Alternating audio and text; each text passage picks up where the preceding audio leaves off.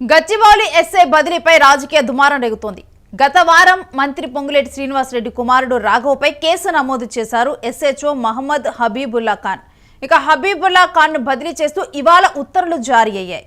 Loop line లోకి పంపిస్తూ కూడా పోలీస్ శాఖ నిర్ణయం తీసుకుంది. రాఘవపై కేసు నమోదు చేసినందుకే బదిలీ చేసినట్లు ఇప్పుడు ఆరోపణలు వినిపిస్తున్నాయి. ప్రభుత్వం పోలీసులను వేధిస్తుందంటూ కూడా విపక్షాలు విమర్శలు చేస్తూ ఉన్నాయి. గత వారం పొంగులేటి శ్రీనివాసరెడ్డి కుమారుడు మీద కేసు రాఘవ మీద కూడా కేసు నమోదవటం జరిగింది. అయితే ఇదే విషయం మీద ఎస్హెచ్ఓ మహమ్మద్ హబీబుల్లా ఖాన్ గచ్చిబౌలి ఎస్ఐ కూడా కేసు నమోదు చేశారు. అయితే ఈ కేసు నమోదు చేసిన తరువాత అతని లూప్ లైన్లోకి పంపిస్తూ కూడా పోలీసుల నుంచి నోటీసులు రావటం, ఇదంతా కూడా పొంగులేటి శ్రీనివాసరెడ్డి కుమారుడు రాఘవ మీద కేసు నమోదు చేసినందుకే ఈ విధంగా కూడా బదిలీ చేశారు అంటూ కూడా ఆరోపణలు వినిపిస్తున్నాయి. ప్రతిపక్షాలు దీని మీద అయితే పోలీసులను వేధిస్తున్నారు అంటూ కూడా ప్రతిపక్షాలు విమర్శిస్తూ ఉన్నాయి ఈ బదిలీని. ఇక దీనికి సంబంధించిన డీటెయిల్స్ కూడా మా ప్రతినిధి సతీష్ అందిస్తారు. సతీష్, గచ్చిబౌలి ఎస్ఐని లూప్ లైన్లోకి పంపించడం ఇప్పుడు పలు ఆరోపణలకి తావు ఇస్తుంది. అసలు డీటెయిల్స్ ఏంటి? దీనికి సంబంధించి ప్రస్తుతానికి సైబరాబాద్ కమిషనరేట్ పరిధిలోని 9 పోలీస్ స్టేషన్లకి 9 మందికి ట్రాన్స్ఫర్ ఆర్డర్స్ చేశారు. దీంట్లో ముఖ్యంగా ఏదైతే శంషాబాద్ ఎయిర్పోర్ట్ కి సంబంధించి కావచ్చు, గచ్చిబౌలి అంటే శంషాబాద్ నుంచి గచ్చిబౌలికి ట్రాన్స్ఫర్ చేశారు. సో ఇక్కడ గచ్చిబౌలిలో ఉన్నటువంటి మహమ్మద్ హబీబుల్లా ఖాన్ వచ్చేసి ఆయనను విఆర్ సైబరాబాద్ అటాచ్ చేశారు, అంటే వెయిటింగ్ లిస్ట్ లో పెట్టారు.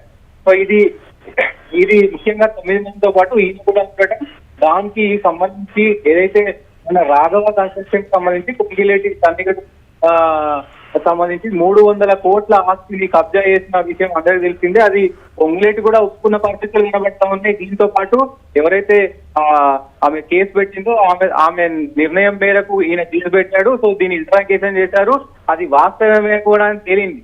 కానీ ఇప్పటికీ ఏదేమైనప్పటికీ దీనికి సంబంధించి రాజకీయ వర్గాల్లో పూర్తి స్థాయిలో చర్చనీయాంశం అవుతుంది. ఒకవేళ సిన్సియర్ గా డ్యూటీ చేస్తే గనక ఇలాంటి ట్రాన్స్ఫర్లు, ఇలాంటి బెదిరింపులు ఉంటాయని కూడా ఒకవైపు రాజకీయ వర్గాల్లో చర్చ నడుతుంది. అంటే రాజకీయ విపక్షాలు కూడా విమర్శిస్తా అవుతున్నాయి. అంటే సిన్సియర్ గా పోలీసులు సిన్సియర్ గా వర్క్ చేస్తే సో ఇట్లా వాళ్ళకి బదిలీ చేస్తారు, లేదంటే వాళ్ళని వెయిటింగ్ లిస్ట్ లో పెడతారు, వాళ్ళని ట్రాన్స్ఫర్లు చేస్తా ఉంటారు, ఇట్లా బెదిరిస్తా ఉన్నారు అని చెప్పి కూడా అటు బీఆర్ఎస్ ఇటు బీజేపీ ఆరోపిస్తుంది.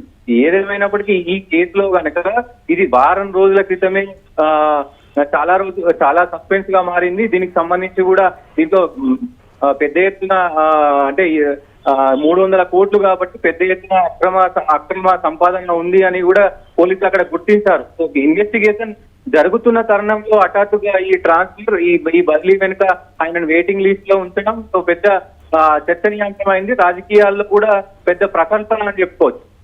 సతీష్, అయితే తన కుమారుడి మీద కేసు నమోదైన సందర్భంలో కూడా పొంగులేటి స్పందించారు. ఇప్పుడు తన మీద ఆరోపణలు వినిపిస్తూ ఉన్నాయి. మరి ఇప్పుడు కూడా పొంగులేటి స్పందించే ఛాన్స్ ఉందా ఏంటి? దీనికి సంబంధించి కేసు అయిన రోజు ఆయన స్పందించారు. దానికి సంబంధించి నిజాలు తెలుస్తాయి. ఎవరు కబ్జా చేశారు, ఎవరు కబ్జా చేస్తే ఏం రాస్తున్నారు, అంటే మీడియా వాళ్ళు కావాలని రాస్తున్నారు, కొంతమంది రాపిస్తున్నారని మొదట్లో చెప్పిన పరిస్థితి ఉంది. నా కొడుకు ఎంత నీతిపరుడో, నా కొడుకు కంపెనీ ఎంత నీతిపరుణమైనో అందరికీ తెలుసు అంటూ కూడా చెప్పినాడు. దాని తెల్లారి మళ్ళీ ప్రెస్ మీట్ పెట్టి మళ్ళీ రివ్యూ మీటింగ్ లో దీనికి సంబంధించి నిజమే నా కొడుకు చేసింది, అది కేసు అయింది, ఎఫ్ఐఆర్ అయింది, ఇది వాస్తవమే అని ఒప్పుకున్నాడు. దీనికి సంబంధించి కూడా మళ్ళీ తర్వాత ఇక్కడ కూడా మాట్లాడి, కానీ చర్యకు ఇది ప్రతి చర్య కనబడుతుంది. అంటే గవర్నమెంటే దీనికి సంబంధించి కేసు పెట్టింది, అంటే కేసు పెట్టించారు కావాలని పొంగులేటిని. ఎందుకంటే పొంగులేటి పొలిటికల్ పరంగా కావచ్చు, అటు అన్ని పార్టీలకు, అటు బీజేపీ కావచ్చు, ఇటు బీఆర్ఎస్ కావచ్చు, ఇటు కాంగ్రెస్ లో కీలక నేతగా ఉన్నారు. దీనికి సంబంధించి ఆయన ఫైనాన్షియల్ గా కావచ్చు, ఆర్థికంగా కావచ్చు, రాజకీయంగా చాలా పటిష్టంగా ఉన్నారు. ఆయన ప్రతిష్ట దెబ్బతీయడానికి ఇట్లాంటి కుట్ర పన్నుతున్నారు. ఇది కాంగ్రెస్ పార్టీలోనే లోపాయకారి ఒప్పందంలో కూడా నడుస్తుంది అన్నట్టు కూడా ఒక రాజకీయ వర్గాల్లో చర్చ నడుస్తుంది. దీనికి సంబంధించి పొంగులేటి మరి ఈ ట్రాన్స్ఫర్ వెనుక కానీ దీనికి సంబంధించి ఏం జరగబోతుంది, దీని తర్వాత ఇక్కడికి కొత్తగా వచ్చిన మరి బాలరాజు ఎస్హెచ్ఓ మరి ఈ కేసు పైన ఎలాంటి దర్యాప్తు ముందుకు తీసుకెళ్తారు, లేదంటే కేసును మరి పక్కదారి పట్టే అవకాశం ఉందా ఏంటి అనేది ఇంకా తెలియాల్సిన అవసరం అయితే ఉంది. ఒకవైపు ఈ ట్రాన్స్ఫర్ వెనుక అంటే ఆ ట్రాన్స్ఫర్ చేసి ఆయనకు వెయిటింగ్ లిస్ట్ లో పెట్టారు కాబట్టి దీని వెనుక అసలు ఏం జరుగుతుంది, రాజకీయంగా ఏం జరుగుతుంది, సో ఆఫీసర్స్ కూడా మరి ఇట్లా కరెక్ట్ గా డ్యూటీ చేసిన వాళ్ళకి ఇలాంటి చర్యలు తగవంటూ కూడా పొలిటికల్ వర్గాల్లో చర్చ నడుస్తుంది. ఎస్, అయితే సతీష్, ఇప్పుడు ఆరోపణలే కనుక తీసుకుంటే ఏదైతే కావాలని చెప్పి ఇప్పుడు ప్రభుత్వ పెద్దలే ఈ విధంగా కూడా ఇతన్ని ఇప్పుడు గచ్చిబౌలి ఎస్ఐని కూడా వెయిటింగ్ లిస్ట్లో ఉంచారన్న ఆరోపణలు తీసుకుంటే ప్రతిపక్షాల ఆరోపణలు అంటే దీంట్లోనే ఒక లోపాయికారి ఒప్పందం జరిగి కూడా ఈ విధంగా కూడా పొంగులేటి ఇమేజ్ని డ్యామేజ్ చేసే విధంగా కూడా ఈ చర్య అనేది జరుగుతుందని కూడా అంటున్నారు. అంటే దీని వెనక ఎవరి హస్తం ఉందని కూడా వాళ్ళు ఆరోపిస్తూ ఉన్నారు.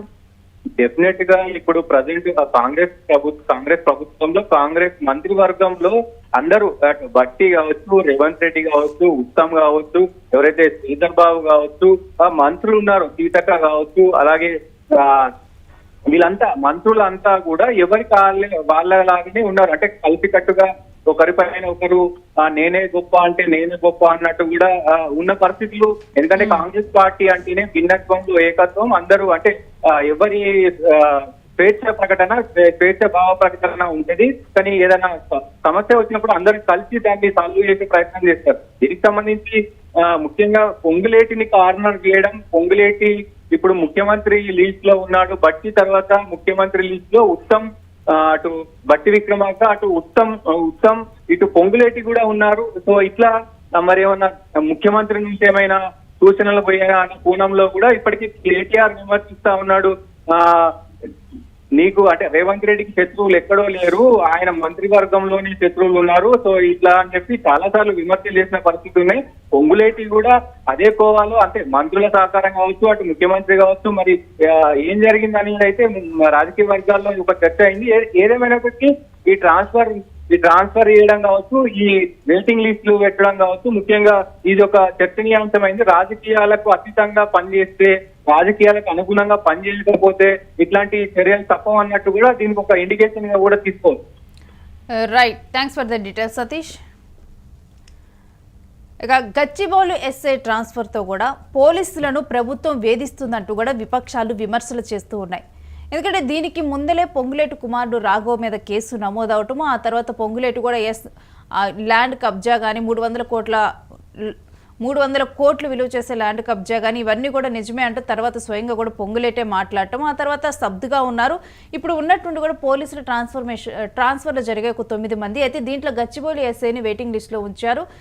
ఒకవైపు ఏమో ఇక్కడ పొంగులేటి కుమారుడికి సంబంధించిన కేసు ఇన్వెస్టిగేషన్ కొనసాగుతుంది. అటువంటి సమయంలో కూడా గచ్చిబౌలి ఎస్ఐని ఈ విధంగా కూడా ట్రాన్స్ఫర్ అంటే వెయిటింగ్ లిస్ట్లో ఉంచటము కావాలని చెప్పే ప్రభుత్వమే చేస్తుంది, ఇదొక కుట్రలో భాగంగా కూడా ఈ విధంగా కూడా చేస్తూ ఉన్నారు అన్న ఆరోపణలు విపక్షాల నుంచి ప్రధానంగా వినిపిస్తూ ఉన్నాయి.